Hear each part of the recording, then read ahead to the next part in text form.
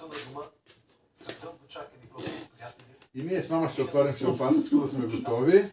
правено заедно поглед към новата 2026 с обща надежда тя да е по-добра за близките ни и за България. Изминалата година беше драматична за света. Войни отнеха живота на хиляди хора, но се появиха и първите надежди за тяхното прекратяване.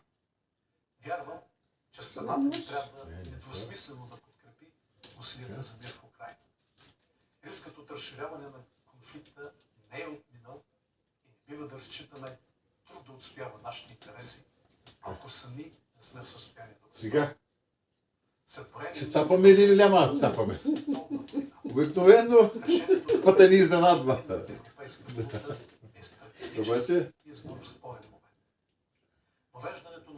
дядо Чичо, бати Кирчо ще внимава, за да не стане фал.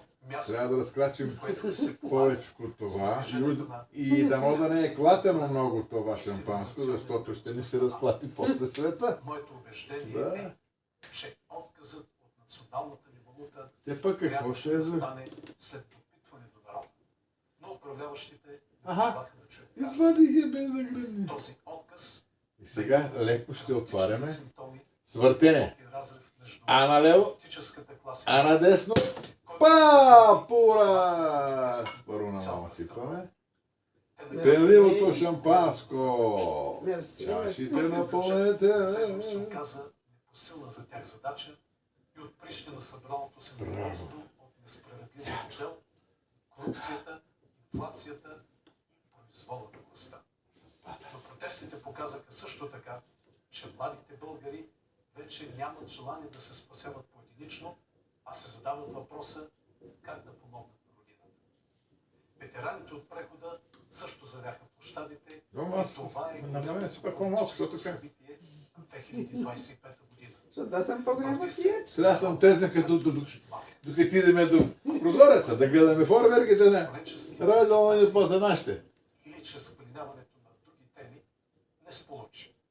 Хората поискаха демокрация, Стръковския курсант е това. Земляк. Да, реална европейска перспектива от Димитровград. Те си викахме земляци, но той ма забрал. Скъпи съотечественици, Аз съм от предстоят Хармали. ни избори за парламент, а през есента ще избираме и нов президент. От нас зависи да не повтаряме стари грешки и да спрем да обикаляме. Стари грешки с нови муцуни. За да се върнем демокрацията, Нови грешки с стари муцуни. трябва да пилеем енергията и надеждата, които се родиха по площадите и възможността да променим България.